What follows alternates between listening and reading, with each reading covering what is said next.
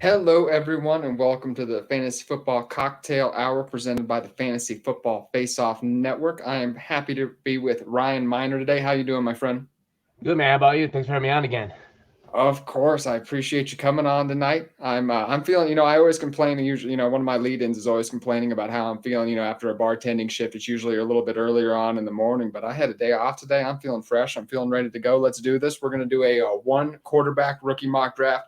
I am in all pretty much super flex leagues, so my default is to go to the super flex drafts, dissect it from a super flex perspective. But this ought to give us an opportunity to dive a little bit deeper into the running back and wide receiver prospects. I'm sure it's a little bit different approach for you. I'm sure you're having about having 4 or 5 quarterbacks usually in the first round, top 16 picks or so, to going to probably just maybe one, maybe none. I'm sure it's a pretty big difference for you as well. Yeah, the goal is to have none in the first round in 1QB leagues, unless you're like that desperate or that Mm-hmm. team is that depleted where you don't have a quarterback. Then you look into doing it. I normally I wouldn't even consider it. I thought would have coming into this draft. It's just it's hard to get excited. I'm not as excited about the end of this first round as I thought I would be coming into this draft, but we'll get into that. I am going to lead it off today. And, I was just asking you before the show, who's going to tell the people why we're going to draft Bijan Robinson today. So I will be the one who does that. There is no reason to even consider getting cute in these drafts. Bijan Robinson was one of the best running back prospects of this past decade, 1,900 all-purpose yards in 2022. His 104 forced missed tackles last year were the most since the stats been recorded. 80th percentile athletic testing and all of his numbers at the NFL Combine. Just a terrific prospect, run and receiving threat. I'm sure you don't have any argument there with me going Bijan Robinson. Oh, no, that's an easy 101 right now. Yeah, absolutely. So I'm excited to get Bijan. I do have the 1-1 in a couple leagues. I did, one trade I can think of off the top of my head is I traded Jalen Waddle and the 111 for Bijan Robinson. I don't regret that at all. That was a couple months ago, particularly, when I'm seeing now who's going to be available at the 111. No problem with that, making that move for my Dynasty RB1. So yeah, that's a solid move there, too. Yeah. So And I know Jalen Waddle's terrific, but I'm just trying to get a little bit of leverage up at a premium position like running back. I think Bijan Robinson's going to be my guy for the next couple of years. I was as confident for Saquon Barkley when he came in. I was taking him with a top 5 dynasty draft pick. I'm the same tier of confidence as Bijan Robinson, hoping he stays healthier, though. Where are you going with the second pick? just like you said, the running backs are gold. I'm sticking with running back. I'm going with Jahmyr Gibbs here, the running back out of Alabama, especially in PPR leagues. Like the way he can catch the ball and run, he's the dual threat that you like to have.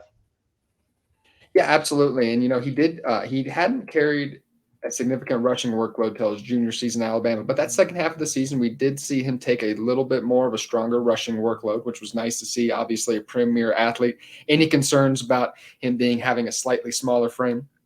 No, because he seemed to handle his frame just well. I mean, he went from 143 attempts to 151 attempts. So the attempts went up that too much his junior season, but his average went from 5.2 to 6.1.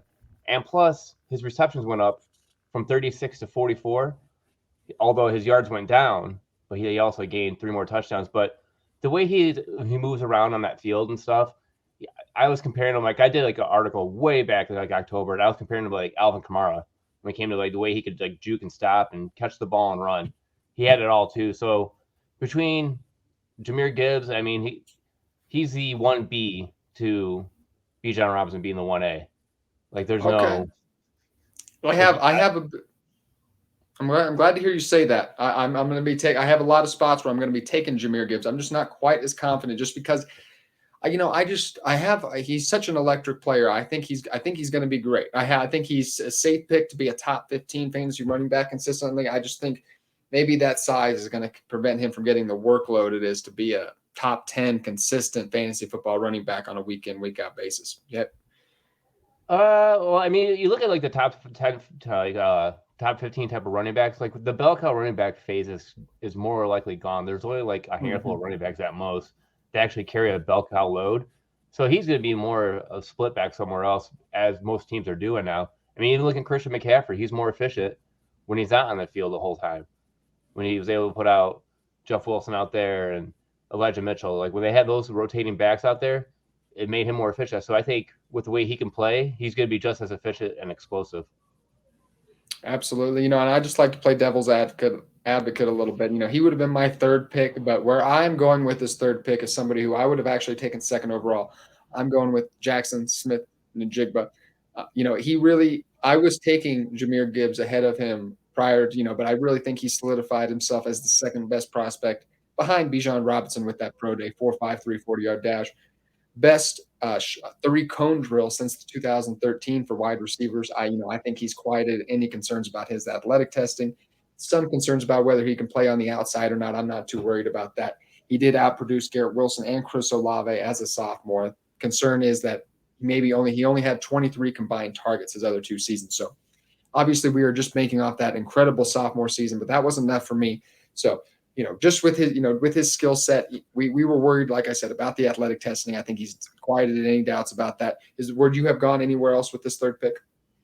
I'm still kind of iffy on Jordan Addison, just because he tested well, but he came in undersized. So I can see where going JSN here makes sense, just because of what we saw that sophomore year. Like you said, like last season, he didn't play because of the hamstring, but when he did play, like we knew he was never fast, but we knew he was super athletic. So he's not going to be that speed burner who's going to outrun everyone, but he's more of that technician type of player that can actually move around and shift just as quick as anyone else. Yeah, absolutely. And he's just so skilled, and like I said, I think he's going to be a terrific slot player in the NFL. I wouldn't rule him out playing on the outside either. I don't think that's just completely, out of his skill set range. It'll just depend on where he lands in the draft. With that, where are you going with the 4th pick in this draft? Well, I kind of gave it away when I said Jordan Addison, but I'm going to go Jordan Addison here. I've still been high on him. He's been my wide receiver 1. The size didn't really scare me. I feel like that he plays bigger than what he really looks like. And what he did in Pittsburgh and then transitioned to USC, it's Caleb Williams, and he's looking to be the top quarterback next year in next year's draft. But still, like that transition from Kenny Pickett to Williams did not affect his play at all. He actually looked almost just as good, if not better. My just concern about Jordan Addison is that not everybody can be Devontae Smith. He has a very slight frame and had a first percentile size adjusted athletic score at the NFL Combine. Solid athlete. It really downgraded him. His size, they want you to be like 4.3 fast, 4.35 fast when you're that kind of size for a player. So it downgraded him a little bit. Devontae Smith didn't blow anybody away at the NFL Combine either, but not everybody can be Devontae Smith. He is a terrific player, had an amazing season at Alabama. And Jordan Addison did have nearly 1,600 yards as a sophomore. This is a terrific player, nearly 20% target share each of his first 2 seasons. Kind of struggled with injuries a little bit last year. He just has a lot to overcome. That's just my concern in, why I might have gone a slightly different direction with this next pick. And that'll lead me into 5. Here, I'm going to go with Zach Charbonnet. That would have been my 4th pick here. It's a pretty big toss-up between those two, though. They're in that same tier for me. Zach Charbonnet, unlike Jahmyr Gibbs, has that that size to have a 3-down workload. Skilled pass catcher, had over 30 receptions and 300 yards receiving last year. So he was terrific. 4-year college producer, slightly older, but that's not really a concern for me. He doesn't have near that upside of Jahmyr Gibbs. But I do think he has a little bit safer floor considering he can shoulder a little bit of a workload. I would love to see him land in the top 70 pick somewhere. Do you have any thoughts on Zach Charbonnet? I like him. I'm a Michigan man, so he played at Michigan before he went to UCLA. And then last season, if you remember last season, we were all projecting him to be a first-round pick anyways in our rookie mock drafts. And then he decided to go back to UCLA to work on his pass-catching ability, and it helped. But I do like him. A lot of people don't like him as an NFL running back, but I actually do like him. I think he does have the skill set to actually handle the workload. Be a 3-down back, yes, if needed. And like, if you were thinking like a good, like perfect landing spot for him, like I wouldn't mind seeing him going to even like Atlanta in like the 2nd round somewhere. Atlanta would be good. I had them as a potential landing spot in an article I wrote last week, landing spots for rookies. I had Zach Charbonnet as Atlanta had a good landing spot. Of course, I feel like Miami is a great landing spot for any of these guys.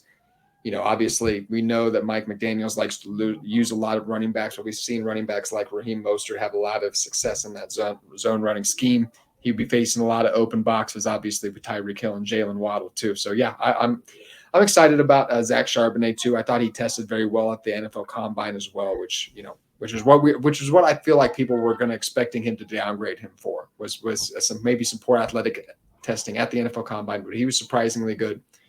Before I kick it to you for the 6th pick, if you are listening at this point, we would love if you would like or subscribe to wherever you're listening: YouTube, Apple Podcasts, Spotify, to the Cocktail Hour Fantasy Football Network, to Fantasy Football Face-Off Network. All of those, we would really appreciate it. With that, where are you going with the 6th pick in this draft? I'm staying wide receiver here on this one just because it feels comfortable, and I'm going with Quentin Johnston. Huge body frame, 6'3", 208, and he you think at that size he'd look very I always say when you're that tall you almost look gumpy, but he actually doesn't look that he looks big, but he doesn't look like that thin. Like his frame looks a lot bigger than that, and he just bodies people out there on the field. And a lot of people give him crap because they say he does a lot of body catches, but if you look at his film, he did have some, but it wasn't as bad as it really was. So I mean, for him, he's not going to be a number one on offense, but he'll definitely serve as a number 2. And I'd love him to actually land in Detroit in the first round at pick 18. That's always been one of my dream picks, because I think putting him on the outside with Jahmyr on the other end and then Amon-Ra St. Brown in the slot would solidify that team. That is a great that's a dream landing spot for the Detroit Lions. They're gonna that's amazing for them. What I don't like about that is for his fantasy value, just trying to target share in that offense with so many other great wide receivers. So I think he really could be the first wide receiver selected. I think he could be in contention for Chicago at 9, and the next couple picks after that, Houston, Tennessee have some picks in there, wide receiver. He would have been my 2nd pick over Jordan Addison. I just think, I'm going with the guy with a prototypical size. I just think he has there's a little bit less for him to overcome. Great athlete, not the best contested catch. He doesn't really play to his size. That's some of his criticism you were talking about as well. So, but has all the physical tools to be fantastic. And like I said, I really think he could be the first wide receiver taken in the draft. So that would have been my pick there as well. So going to number 7 here, this is a guy who's been rising a lot recently in my rankings, and I think he's going to see his name called in the first round of NFL drafts as well. That is another wide receiver, Zay Flowers. Similar to many wide receivers in this class, Zay Flowers does have a smaller stature, but he more than makes up for it with strong athleticism, playmaking ability. He had very poor quarterback play in college, but managed to stay extremely productive. Despite that, he's been a riser in this pre-draft process, and I've seen him. One of my new colleagues at the Player Profiler Network, Cody Carpentier, had him recently mocked to the Los Angeles Chargers, and I think that would be a very exciting spot for him. Maybe it's his upside is capped this season with Keenan Allen and Mike Williams fold, but he'd be stepping into 2024 with maybe both of them gone and the lead wide receiver in the offense. So I think that's a really exciting spot for him. That's a great spot for him too, and you wouldn't have to really wait for not Mike Evans, but Mike Williams and Keenan Allen to lead, because every year one of them are always injured, and every year the last couple of years we'll be looking at Josh Palmer. Well, now if you land Zay Flowers there, there's no more of that Josh Palmer glow anymore. So I like that landing spot for him, especially on the outside. Yeah, I think so. As long as he gets that first round draft capital, I'm really going to be comfortable with him, even in the top 45 picks or so, which I think that is pretty safe at this point. Obviously just a little bit undersized, but that's similar to many players in this class. Where are you going with the 8th pick? Oh man, that's a tough one, because this is where I start getting nervous. It's once those first 5 or 6 picks go in, then I'm kind of how do I want to do this? Do I really want to go to that position? And this is where I'm going to say I'm going to use a dart throw, and I'm going to go. I don't want to go with him. Devon Achane. I love it. It was improv. I love that. You get a little thinking on the spot. Yeah. Well, I had another guy in mind. I'm what? I don't want to do that. I go, that's not me. So yeah, Devon Achane, man, that Texas A&M running back, he's small, he's shifty, but man, that guy can freaking run the ball. He is one hell of a running back. I know. He's my favorite running back to watch in this class. I just had a little write up today for TWSN, and I wrote about him. Yeah, he's my most excited. He's the player I'm most excited about in this draft class. Slightly smaller, but he is. He runs with a lot of physicality for somebody his size, being 188 pounds, surprisingly productive in between the tackles. Former track star, 4.32 40-yard dash, incredible in open space. Yeah, the only thing I really don't like, obviously, is his 188-pound frame. Not a lot of productive fantasy running backs are at that size, but he just, like I said, when you watch his film, it's hard not to get excited. He just runs really different.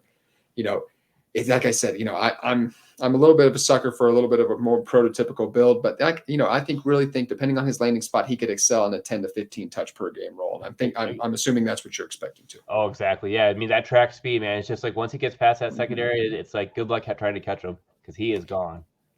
Yeah. I'm Devon Achane. Yeah. I'm really intrigued by him. And if he was just a couple inches taller, we'd be talking about him being the RB2 in this class. I should say a little bit heavier, at least. We'd be talking about him being the RB2 in the class, slightly bigger frame. Kendre Miller would be my pick at number 9. He's a little bit, I would have actually taken him ahead of Devon Achane at number 8. I'm a little bit concerned that he hasn't been doing any athletic testing this offseason, recovering from a knee injury. So that could affect his draft stock, which would in turn affect his fantasy football rankings. But as of now, without me having a really chance to digest that yet, he would be my number 8th ranked player, 1,399 rushing yards in 2022, one of the best pure rushers in this draft class, solid agility and balance. Doesn't have those pass catching skills yet, but could certainly develop into that role considering he's one of the younger players in the class. What do you think about Kendre Miller? Oh, yeah. I mean, he runs with excellent patience and definitely has like for some reason he can see that cut and just go straight down up that lane. When he sees it open, he's gone. And that's what I like about him. And he runs with like an attitude that doesn't give up. Like when he's slowed down by any contact too. Like it's like he hits, he bounces, he keeps on going. Yeah, I'm a big fan of Kendre Miller. Obviously I would have loved to see him test athletically where I think he maybe could have pushed even for the RB2 in this class, but I think, I think he will settle into probably that round 3, potentially round 4 range, which will push him to the back end of this first round. Where are you going with the number 10 pick, my friend? Is it wrong to say I'm going Jalin Hyatt on this one? No, I'm going like wide receiver heavy like on this end. Like a lot of people think like we should really be going running back heavy, but it's just like these wide receivers are prototypical, and there's been rumors of Hyatt going in the first round, even around the end. I've heard, yeah, there are scouts I've heard who have him as their top wide receiver on the board. Yeah, and I even heard that too, where it's like he could be the first one like drafted. Mm-hmm. Like the kid's got the speed, he's got the hands. He doesn't have the exact size that you want as like that as that prototypical wide receiver one, which I always tried to reiterate that there's no true wide receiver one in this class. Like they're all basically gonna be wide receiver 2s, no alphas on it. Like I don't see that the alphas in anyone. I just see a bunch of complimentary wide receivers this season. But Hyatt has that deep threat speed, and it showed with Hendon Hooker when they were going deep. He was out there with them. Him and Cedric Tillman, man. It was a hell of a 1-2 combo. Yeah, he had a terrific junior season. He obviously, kind of didn't really do much his first 2 years, but 4.40 40-yard dash, 97th percentile burst score. Terrific athlete. He is what NFL teams are valuing right now. That speed, downfield threat, that kind of, and that Jameson. We've seen players like Jameson Williams vault up draft boards, even with, maybe they didn't have the strongest production profile throughout their 3 years or anything like that. So I think Jalin Hyatt, it's kind of been a battle between fantasy analysts and the NFL draft scouts, because I think the NFL draft scouts are valuing him a little bit more than the fantasy analysts are at this point. And I agree, there is some better tape to look at, but if Jalin Hyatt is in the first round, it's hard to pass him up here. I completely agree with that. The next man up I had at 11 here, and I've been really battling between him and Jalin Hyatt. I had him at 10 today and Jalin Hyatt at 11, but I would completely understand if you go Hyatt. But I had Josh Downs actually just. Like I said, I've been putting stuff out this last few weeks, and I've been interchanging them just because I keep changing my mind. So I definitely understand the Hyatt pick, but I love Josh Downs. I think he's the best contested catch wide receiver in this class, and he stands only 5'9", terrific playmaker. Like I said, I think he plays much bigger in his size, great hands, great junior season at North Carolina. I just love this guy. I just wish he, obviously like many of these players, I just wish he was a couple inches taller, but I really think, he could excel. Yeah. Like you said, most of these guys are complimentary wide receivers at this point, but you put him next to another strong wide receiver to take some of that, the best coverage off of him. I think he could be a very successful fantasy asset. And this kid has speed. Like he's faster than freaking fast. So, like, it's amazing. Like with, the way Maine throws the football, man, it's just balls in the air. And he would just be down there chasing it and gets it every time. It's like, I don't know where he gets that speed from. He could stop on a dime, take off on a dime. It blew my mind watching some of this tape. And his hands, man, it's like stick 'em on him. I don't know how he catches that ball like that. He's fun. Yeah, he's like I said, he has the best hands. He has just all the, he has all the tools you're looking for. He doesn't have like he does not super flashy or anything, but he does make some terrific catches downfield. But there are some Jalin Hyatts who might have a little bit more flash to him, but he just does everything very well, and I think he will certainly have a place on an NFL team. Last pick in the first round of this one quarterback rookie mock draft. Where are you going? I'm gonna go a little bit different. I'm gonna go with Michael Mayer. Ooh, I know okay. tight ends aren't like the way to go, but it's just like, he's a really very good tight end. I mean, he was awesome at Notre Dame, played really well. Definitely was a pass catcher there. His blocking scheme wasn't that great, but he definitely had the pass catching ability. And I could definitely see him going in the first round of the actual NFL draft. So I actually think that's even going to boost him up even more in the first round of actual rookie drafts, just because people are going to look at that draft capital and say like, oh, he was a first round pick. I should definitely take him in the first round, and especially getting him here at the 12th. I would definitely take him there, because if you didn't take him there, I was going to take him at 201. Michael Mayer is a throwback to that old school tight end. He's going to play in line. He's a strong blocker, a little bit more of, he's not, one of these great athletes like a Kyle Pitts or anything like that. More of a smash mouth. He's a chain moving tight end, going to get that first down, but not a really big of a downfield threat. He does have the safest floor of any tight ends in this class, I think, for sure. He's certainly going to be out there. I think he's going to have a long, productive career. I've just been burned enough by rookie tight ends. I can't do it this early. I'm done. Especially, Kyle Pitts not totally panning out yet. I mean, I told myself after drafting Kyle Pitts, and getting burned on Evan Ingram and Eric Ebron for years, I was like, I can't, if Kyle Pitts isn't like the best of the best, I'm done. And I've taken that, I'm done. I love Kyle Pitts still, don't get me wrong. That's another discussion. I think he's going to have a terrific year, but it's just, I can't do it this early. I would rather buy Michael Mayer after he has a slightly slower season than some are predict. It's just a lot for them to pick up. They got to pick up blocking. They got to pick up route running. So I would rather pick up Michael Mayer at the end of his rookie season when he's been slightly disappointing and he's ready, primed up to be productive as a sophomore. Now, like I said, he doesn't have that near that upside, that I just don't think he can be like a perennial top 3 tight end or anything like that. But he is safe. And, just considering the lack of premier prospects that we were expecting at this point, I don't really have a big problem with that pick. So I can't fault you there.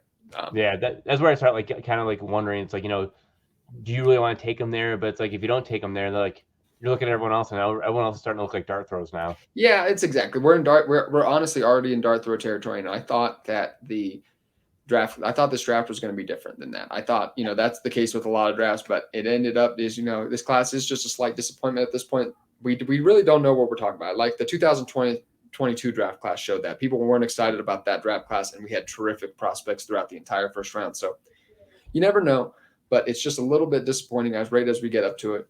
With the 13th pick, though, I'm going to go with somebody who's really risen on my boards this week with an impressive pro day, Israel Abanikanda. Wow. Yeah, I'm going to go take him early. He is going to be, I believe, this is the RB6. Yes, RB6 right now. He was clocked in at between 4.27 and 4.32 at his pro day. Now, we can say what we want about pro days. Maybe he would have, what would that projected to at the NFL Combine? That's still in probably the 4.3s at the NFL Combine, though. So he's very athletic, strong build, 1,431 rushing yards and 20 touchdowns as a junior. Has that prototypical size we're looking for. Hoping he can grow into a little bit more of a pass catcher. He's not really developed in that area yet, but he's still one of the younger players in this class, can certainly grow in that area. I think he really is going to sneak into the day 2 of NFL drafts now. It's someone I'm super excited about. You looked like you were a little surprised there, so I'm sure that would not have been your pick. So, what are your thoughts on that? No, I mean, I like it. I like his game table. I like what I saw out of him. I just feel like getting that Pittsburgh back is just like, how's it going to translate into the NFL with him? I mean, he had that pass catching ability. He had that running ability. I loved his tape too, but I just don't think he's actually going to get the NFL draft capital to justify taking him that high. We'll see. I think, what we've seen, we always make fun of testing and, in shorts and all that. Like, it's not down in the NFL field or whatnot, but NFL draft scouts really do. It's not, what I tell people is it's not that what they did, it's not that the 40 time necessarily affects drastically what I think of him as a prospect, but it will affect his draft stock, which in turn does affect his fantasy value, which that is the connection. It's not more of a direct connection. It's just that their athletic testing does affect their NFL draft stock. And we have seen a connection between NFL draft stock, of course, and fantasy football success. So I think we do potentially see him in day 2. And that if he gets anywhere in day 2, that's wheels up for me. And I would be very comfortable taking him here. Where are you going at number 14? Well, I wasn't as bold as you were, and I thought I was going to be really bold here, but I don't feel it now after taking Israel Abanikanda there. But I'm going Roschon Johnson. Oh, yeah, I love it. The other running back out of Texas. Of course. I feel like he's one of the most underrated backs. Watching him play, he seems to run through wide open holes. I mean, he would have been the starting running back there if there was no such thing as Bijan Robinson. Yep. And he had the opportunity to leave. I mean, and maybe his weakness is because I think he's a senior. Yeah, he is. Yeah. So I mean, that's one knock on him, but the way he can play though, it's perfect. Like it's not. I'm not trying to knock him for that because that's what you want to do, but like he just had excellent vision and everything. Like they were able to put both backs out there with him and Bijan and play them both at the same time. Yeah, very productive. He's very smart. Just does everything very well. Strong pass catcher. Fights. Breaks tackles. Strong physical runner. Big guy. I think he has a lot of things that are going to get him on an NFL field. More of a jack of all trades. Not exceptional in any area. Not a terrific athlete with top line speed.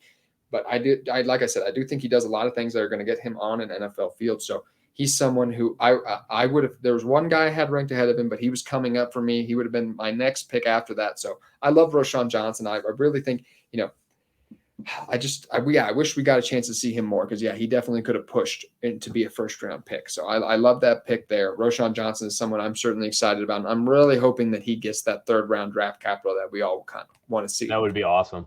Yeah, I'm really hoping. I think he does. Yeah, I hope so. Day 4, round 4, round 5, I would be just a little bit more concerned, but round 3, it's wheels up for him too. That with the next pick, man, I kind of lost track here. Where am I at here? 15th pick. I'm going to go with Zach Evans. Zach Evans does get a little bit of flack for transferring from TCU with the presence of Kendre Miller, but people kind of forget in 2021 he had taken over the lead role, it appeared, until he suffered an injury. Transferred to Ole Miss subsequently the following season, where he had a very good year, 1,000 all-purpose yards and 12 touchdowns. Not a pass catcher or anything like that, but has the skills, has that explosiveness to be a good NFL running back. So, I'm piling up on the running backs of the draft. I just don't see a lot of difference-making wide receivers at this point. The wide receiver, fantasy football wide receiver, it's so deep. Where are you ranking? Like the guy, the wide receivers past this, even like a Jalin Hyatt or Josh Downs, it's hard to rank them in the top 45 dynasty wide receivers because there's so many good ones. And, so they have to be so good to be a difference maker at the position. I'm going to keep stacking running backs. I'm going to go Zach Evans here. What do you think about that pick? Try to sell me more on him because like a lot of people were down on him to say like, he didn't produce as much. So that's why he left TCU. But then he goes to Ole Miss and then what's the running back there who's like, he's probably going to be more likely the RB1 there. I'm trying to see if I can find him real quick. He was the running back mate because that's why he left TCU because Kendre Miller they were splitting the backfield. So he goes Ole Miss thinking he's going to have the backfield to himself. Yeah, and kind of like you said, that the SEC, a lot of those teams, they use so many running backs as you see guys like it's not Georgia by any means or anything like that at Ole Miss. But, it wasn't surprising to see him not take the full workload, but I thought he was very impressive against stout competition in the SEC, the 1,000 all-purpose yards for sure. Terrific vision. I like the burst and everything like that. I think if he had those pass catching skills, he could go even higher at this point, but I understand the skepticism of this. Yeah, I'm trying to see who that guy was because it's on the tip of my tongue. Oh, Judkins. Quentin Johnston, yeah. Because he had like 1,567 yards and 16 touchdowns.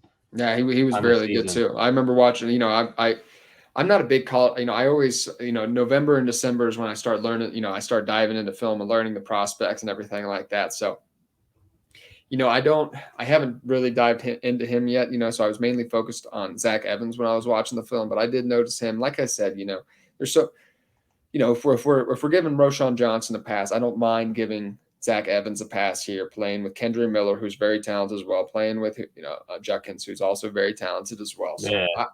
like I said, I'm stacking the running backs here.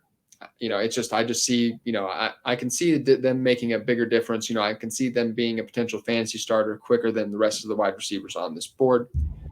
So I believe we are. Go ahead. Well, plus he's got like a lot of tread left on the tires too, because he only had 144 attempts, which was the most attempts he had his whole entire career. Outside of that was 92 and 54. So definitely has a lot of tread to go on him. Yeah, absolutely. So Zach Evans, risk obviously never got to take the full workload, but very talented player. I think one of the better pure rushers in this class. Where are you going with the number 17 pick, my friend? I'm going with another running back. I'm gonna go here with a Senior Bowl standout in Tajae Spears. Tajae Spears. I like that. What do you like about Tajae Spears? His speed, his height, the way he plays. Because he has the track speed, accelerates to full speed. If he can find even the smallest opening, which is crazy because he can fit through anything and then pops out of it. It's like, where the heck do you get that at? Good pad level. Can turn the legs. It doesn't ever really get caught up in traffic that much either. Like when he was running, I noticed like he would bounce and then he'd be able to have that vision to bounce out even further and then take off running too. So being a 2-lane back, people might say like, well, he played at Tulane, so he didn't have as the tough competition. But I still like what I saw. And he only had one career fumble with 400 carries. That for what that's worth. Yeah, that is actually pretty impressive. That's someone I really like Tajae Spears as well. Just with somebody like a slightly smaller prospect like that, I would have liked to see a little bit more pass catching. I think he will. He had a really good, solid career. I think 45 career receptions. I remember writing, I believe today, and that's solid. It's he has experience in the area, but we're going to see him want to develop on that route running to be a fantasy difference maker. In my opinion, I have him a little bit lower on my boards because of that, but he did finish off the year with 8 in a row 100-yard rushing performances. So he certainly has a lot of skill and was a big riser during Senior Bowl week. People loved him there. I believe actually I said you were 17. I believe now we are at the 17th pick in the draft, and I'm going to take the first quarterback off the board. I'm going to take Anthony Richardson. I think it's a big risk. It's one quarterback league, so it's a really big risk to see if he can be a difference maker in the draft. But I wouldn't have it this way in Superflex leagues. Bryce Young and CJ Stroud are my preferences in Superflex leagues. I think they are much safer to be long-term starters or contributors, but there aren't any different, none of those guys I see being top 10 perennial quarterbacks, top 8 perennial quarterbacks. And that's what you're looking for in one quarterback league, somebody who can be a real difference maker. And that is Anthony Richardson, the most athletic player to ever test at the NFL Combine. Obviously very raw as a passer, sub 55% completion percentage at Florida last year, but all the tools in the world to be very good. The NFL draft will be a huge indicator. If he's selected in the top 10, that would be a great vote of confidence. If he's sliding toward pick 20 or past that, it would be a big, probably a pretty big concern. What are your feelings on that? Would he have been a lot later for you? Yeah, especially right now. Like I'm not huge on Anthony Richardson at all. I mean, yeah, he tested it extremely well. Everyone's all super high on him, but he also only had like 12 starts underneath his belt. Yes, it was the SEC, but still, it's just like you say, like he's got these traits, but who like it all depends on who drafts him because like you need that good quarterback coach in order to bring him up to that next level, and he has huge bust potential written all over him in my mind. Depending on landing on the landing spot, like if he goes to the Colts, I don't like that landing spot at all. I don't know about Seattle. Like Seattle still makes me nervous, and then I don't like the Raiders either in the top 10. I would like those spots simply because that shows what the NFL scouts. That shows that they are confident that he can be an elite NFL quarterback, selecting him in the top 10. That would give me confidence just because of that. Some of the spots outside of the top 10 make me a little bit nervous, like Tennessee, Washington. I would be much more concerned if he landed in one of those offenses. The Raiders I don't love, but the Colts, I think it could be really interesting. His name escapes me, but the former offensive coordinator last year for the Philadelphia Eagles, head coach of the Indianapolis Colts now, what he was able to do with Jalen Hurts is very intriguing. Obviously, Anthony Richardson has a lot of those same physical tools as Jalen Hurts. Maybe a lot more of a raw passer, though. He's like a Trey Lance, and I'm not high on Trey Lance either. I never was. So it's starting to like, I see the same type of like trajectory Yeah, of what could happen with him. I mean, it's certainly like if you're asking me what's more likely, him to fall out of the league, or play another position in a few years, or be an elite NFL quarterback, I think it's more likely he busts. But just considering at this point we're likely dealing with busts anyway, I would rather take the guy who I think the quarterback at this point. My favorite quarterback in one quarterback format, somebody who I could see being a true difference maker. And, like I said, we're dealing with kind of longer shots anyway at this point, so I don't mind taking them here. And I believe so. Now we are at number pick. I kind of got a little off there for a minute there, but now I believe I'm confident saying we are pick number 18. Where are you going there? I'm going with another running back here. I'm going with the Orange Man. I'm going with Sean Tucker. Okay. I don't. Sean Tucker, I'm only concerned, any concerns about he hasn't done any athletic testing due to a undisclosed medical issue this offseason. Yeah, that could be like, it could be a knee injury, it could be a hip injury. Who knows what it was? But what we saw on the field during the season definitely showed those flashes of something I actually liked. I actually enjoyed watching him. He had very good explosiveness, big play potential, man. I mean, he was hitting those home runs every game. It felt like it was like a Sports Center top 10 highlight every week. He was fun to watch. Yeah, Sean Tucker is good. He has terrific vision, great burst, kind of explodes off the line of scrimmage once he sees an opening, which I really like. I have him a bit lower just because I just, when players don't test, in the offseason, it can dramatically lower their draft stock we've seen in recent years. So I'm just not confident in him getting a day 2 draft capital at this point. So I have him a little bit lower on my board. With my pick number 19 here, I am actually going to go with Tank Bigsby, a man I would have taken ahead of Sean Tucker. He was coming into coming into 2022 last year, he was thought to be one of the, first running backs selected, terrific size, but never really took that next step forward after a really good freshman season. That wasn't all his fault, though. Poor offensive line and quarterback play at Auburn kind of hindered him a little bit, but surprisingly productive as a receiver. Not that I kind of see him taking that to the next level, not a particularly adept route runner. So, but he is capable, of catching a screen pass and taking it upfield, certainly. And yeah, like I said, certainly can has the size to shoulder a workload, explosive tackle breaking ability. I like Tank Bigsby, and I think he's a good value here. Like I said, I'm going to keep hammering the running backs. What do you think about that pick? Yeah, that's not a bad pick at all. I mean, like, we're to that point now where we're starting to go, it's like, it's your personal feel for it. Like, I feel like, oh, this is what he is. This is what he could be. And, it's like, it's hard to disagree with it because we don't know what we see compared to what the NFL sees. So I like your call on that. It was very good. Mm-hmm. Yeah, So we'll see here. I'm excited about Tank Bigsby going into this season. I think, especially, we're banking, a lot of these guys, it's fringe. I feel like, they're getting pushed down a little bit down the draft board because there's so many good running backs. I feel like a lot of NFL teams are going to be like, well, we can just wait a little bit. Why not wait till the 4th or 5th round if there's so many good running backs? Not all of them are going to get taken in the 2nd and 3rd round. So I'm going to be really on the lookout. Fantasy managers should be on the lookout. Which of these running backs are going to sneak into that day 2 range? And those are going to be the guys that you should covet. And I think Tank Bigsby is still in that consideration as well. Pick 20. Where are you going? I'm going with the other Tennessee wide receiver, the one who got cut injury short. I'm going with Cedric Tillman on this one. And over his final 2 seasons, he had 101 receptions for 1,498 yards and 15 touchdowns. All this was done in 18 games. The kid was explosive. He was fun to watch. I mean, especially that game against Alabama. He was just tearing it up. Yeah, Cedric Tillman, he's kind of the forgotten man, because he didn't get to play much last season with an ankle injury, but he was terrific. He has a redshirt junior in 2021, has that prototypical size we're looking for, 6'3", strong playmaking ability downfield. We saw him connect with Hendon Hooker on many occasions in the past. So I really like that pick here.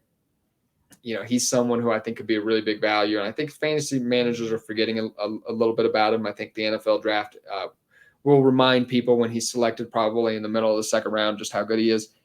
With 21, this is one player I had ranked ahead of Cedric Tillman at this point. I actually have Marvin Mims Jr. just slightly ahead of him. And I'm somebody I'm really excited about. After the big first 6 wide receivers that we took earlier in the draft, I feel like there's not a strong consensus. And he's right there. He's a terrific athlete, excels against man coverage, 96th percentile breakout age at Oklahoma. Very versatile, can line up inside and outside, which should expand, his ability, who he can play for. It shouldn't be a big concern. What do you what do you think about Marvin Mims? Would he have been?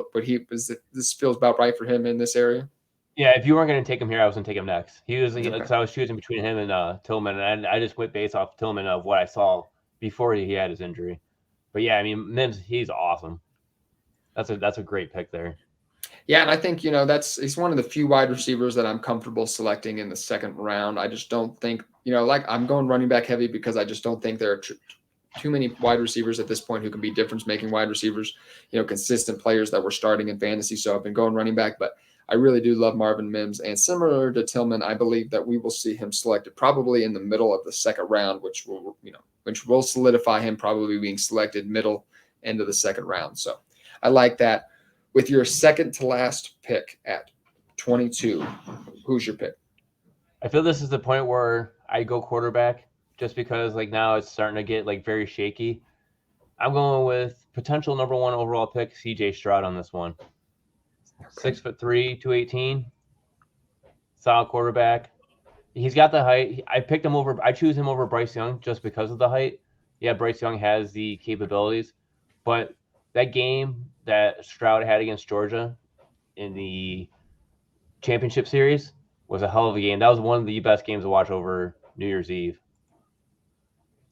CJ Stroud is my number 1 ranked quarterback in Superflex leagues. I definitely get excited about him. I guess my trepidation in 1 quarterback leagues is just I just don't know if he's going to be a consistent guy that you want to start. He just doesn't he's athletic, but more of a pocket mobility kind of athletic, not somebody that you expect to take on a significant rushing workload in the NFL. Certainly has that in him to rush for 300 yards though, or something like that. That's certainly within his range of outcomes. Kind of, has a very accurate, safe passer, not someone who jumps off the page with a bunch of crazy, athletic plays, maybe as in a Will Levis. The name was escaping me for a moment. Oh, Will Levis, the cannon of an arm. Yeah, doesn't have that necessarily upside like that, but someone who, I do see being a productive NFL quarterback for a long time, has all those physical tools you're looking for. So I like that pick there. With my last pick at 23, I'm going to go with my top-ranked tight end, somebody who I actually have slightly ahead of Michael Mayer. I'm going to go with Dalton Kincaid. I think he has the best receiving. He has the best receiving skills at this point among the tight end draft class. Who's the most likely? I think he has that in him to be a top 3 fantasy tight end, whereas I don't think that's in Michael Mayer's range of outcomes. I think Dalton Kincaid is a lot bigger risk. He doesn't have the size to be a good blocker or anything like that. So he's more of a likely going to be just more of a route running tight end, playing in the slot and things like that. Played at Utah, so didn't play against strong defenses in the Pac-12. So he's going to have to acclimate playing against NFL defenders. He's a lot bigger risk than Michael Mayer, but just someone who I see having a little bit more upside. And I think that matters a lot at the tight end position. Anybody can almost be a top 12 tight end, so I'm looking for a guy who has that game breaking ability, who could be that next big player at the position. So where does Kincaid fall in your rankings? He is definitely my tight end too. And I feel you got a steal on him. I thought he was going to go earlier than this, but 6'4", 246. I mean, holy cow, that kid can play. Mm-hmm. Yeah, absolutely. So I really like Kincaid, and if I was predicting oh man, you have to pick one player to be a top 12 tight end, in the next couple of years, who's it going to be? Michael Mayer, Dalton Kincaid? I would go with Michael Mayer, but if we were asking who in the next few years you see getting in that Mark Andrews tier, George Kittle tier, it's Dalton Kincaid in my opinion. And finally, with that last pick in our rookie draft today, where are you going with pick 24? Oh, that's a tough one. Oh, I don't like this. Being put on the spot. I know. There's some exciting players left on the board. There is a lot of exciting players. Deserving. I'm gonna go with one electrifying one just to seal it. I'm gonna go with SMU's Rashee Rice. Okay. Now that's a good one. I have him. I have him as my 24th ranked player. We snuck in somebody who I didn't have, so I forgot who that was already. But yes, I have him as my 24th ranked player. So I completely agree with that pick there. That's solid. And, kind of been falling in the pre-draft process. But what do you like about Rashee Rice? Just the way he played. I mean, he had a lot of it's SMU. It wasn't like a huge thing to do because not a huge thing to do, but like being SMU, you're not like you don't really look at him as like a top end player. But like he broke Cortland Sutton's record. Or was it Cortland Sutton or was it Emmanuel Sanders' record? I think for receiving. I think it was Emmanuel Sanders. So I mean, he's breaking yards. He's only 6 foot, 200 pounds, 32-inch arm span. I mean, he wasn't that great, but he was also like, I don't even know how to say this now. I had total brain fart, but it's just like he was up there in the top 3 of the history of SMU players. So I mean, like if you look at, I look at that, like if you're able to keep up with the best of the best there, there it is, Cole Beasley, and like I see these players, it's like I think he could transition into the NFL just like they did. Yeah, I mean, Rashee Rice, someone who another wide receiver who has that upside I'm comfortable taking in the second round of drafts. A little bit of a faller, and didn't excel at the Senior Bowl, especially during the first couple of days when I remember covering that a little bit. And not an extreme athletic test or anything like that, but Rashee Rice should hear his name called in the day 2 of the NFL draft. So I do like that pick. With that, we went through 24 picks. At that point, in drafts is when I usually just start leaning on draft capital. So those are the players that we like. And after that, I'll be personally leaning on, draft capital in rounds 4 and 5 and things like that to make my decisions a little bit more. But thank you for joining me today. Do you have anything you're working on this week coming out? Everything I'm working right now is I do the rookie mock draft. So I do 1 quarterback and 2 quarterback superflex mock drafts over on Sleeper. So if anyone wants to do any, hit me up on Twitter, RyanMiner_FFB. And we can add you in our group, and also look for me on Sleeper app itself at Ryan Miner FFB. Oh, that's awesome, man. And I just saw this comment that we had from somebody who will take DTR. I think he's talking about Dorian Thomas Robinson, if I'm getting that name right. And he's not someone I'm particularly familiar. I don't know a ton about him personally. He's not someone I've dived into on any of my prospect profiles yet. But he's not someone I was considering in my top 24 picks. So more of, I think, probably a mid to late 3rd round pick where I have at best. I just even go like fourth round or not drafted at all, and even in super flex. And sometimes I just take him at the last pick. I'm like, if I have the last pick in the 4th round there, it's like I'll just grab him in there because you don't know what could be there. Yeah, like I said, it'll be draft capital dependent, but we'll see. Not someone I was considering in the top 24 picks for sure. No. You'll find me, I like to do 2 or 3 podcasts a week for the Fantasy Football Face-Off Network, depending on, how, depending on the length of the podcast, if I have a guest or not. So you'll see me here either, probably Wednesday or Thursday. I have articles coming out for TWSN, Sports Gambling Podcast Network, and Player Profiler usually every week too. So you can check me out at any of those websites. Thank you so much for joining us tonight, everyone, and have a great rest of your week. Thank you so much.